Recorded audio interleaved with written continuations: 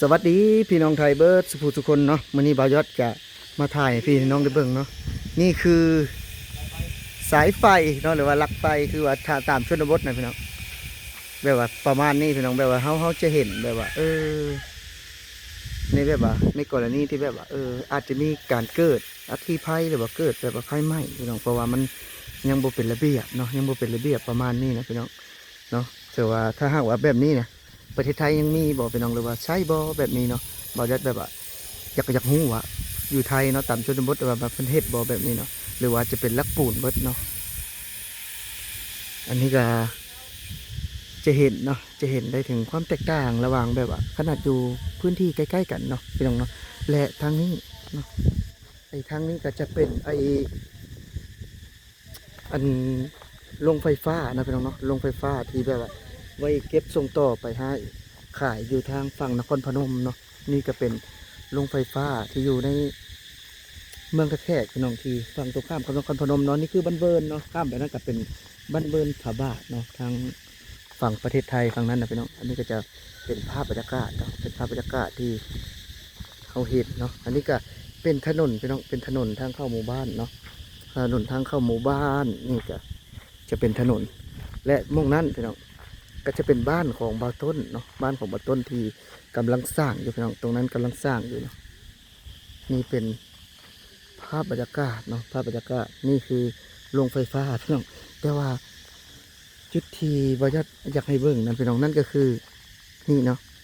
นี่ก็จะเป็นบ้านคนเนาะก็จะมีบ้านคนนี่ก็จะเป็นบ้านญาติของแฟนบ่าวต้นเนาะบ่าวได้เห็นจุดที่แตกต่างเนาะระหว่างแบบว่าอยู่ทางฝั่งประเทศไทยนะพี่น้องแบบว่าก็คือเราได้เห็นเนาะในความแบบว่าล้ำหน้าล้ำสมัยของประเทศไทยแต่พอเขาเบิ่งในกรณีนี้เนาะที่แบบว่าเหตุให้มันเกิดอัคคีภัยบ่อยๆนะพี่น้องเนาะนี่ก็คือถนนเนาะนี่ก็จะเป็นถนนพี่น้องถนนทางทางเข้าหมู่บ้านเนาะที่บ้านเวิร์ดเนาะที่ตอนนี้บ่าวก็มาส่งทางบ่าวต้นเนาะเพื่อไปขึ้นรถอยู่ที่ขวามิตรภาพพี่น้องขวามิตรภาพเนาะนี่จะเป็นภาพบรรยากาศ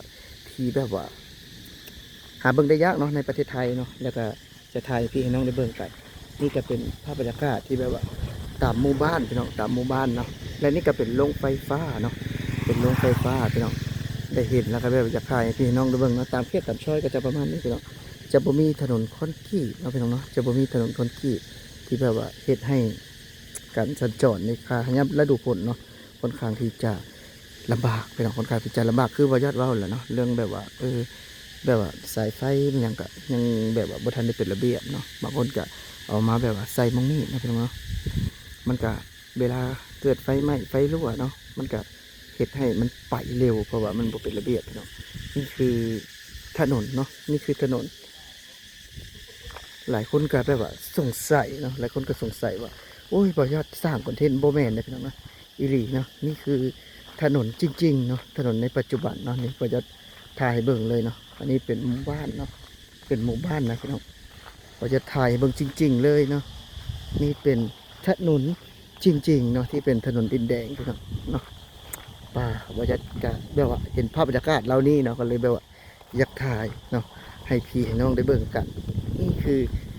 ถนนเนาะอ๋อลมค่อนข้างแรงพี่น้องนี่คือถนนดินแดงถนนลักเนาะพี่น้องเนาะถนนเส้นลักนี่จะเป็นโรงไฟฟ้าพี่น้องเนาะโรงไฟฟ้าขนาดใหญ่เลยเนาะซึ่งว่าจะส่งต่อไปทางฝั่งประเทศไทยเนาะน่าจะไปจำหน่ายหรือว่าไปขายเนาะในทางฝั่งประเทศไทยเนาะเขาก็จะติดไอ้มีรั้วกั้นเลยพี่น้องมีรั้วกั้นเลยเนาะเพื่อแบบว่าป้องกันเนาะบ่ให้คนเข้าไปเพราะว่าจะเกิดอันตรายเนาะแต่ว่าถนนพี่น้องถนนก็ยังเป็นถนนดินแดงอยู่เนาะนี่คือภาพบรรยากาศเนาะภาพบรรยากาศพี่น้องตอนนี้ก็ยังจะกลับแล้วเนาะเพราะว่ามาส่งบ่าวต้นนะพี่น้องเพราะว่ามาส่งบ่าวต้นเนาะก็จะเดินทางกลับแล้วว่าซั่นซะก็ซึ่งว่าก็ได้บันทึกคลิปเนาะเพื่อแบบว่าถ่ายภาพบรรยากาศในบ้านบ่าวต้นแล้วก็เราได้เห็นเนาะเราได้เบิ่งนะพี่น้องถือว่าตกใจมากๆที่แบบว่าคนลาวยังแบบว่ามักง่ายนิสัยแบบว่ามักง่ายนิสัยแบบว่า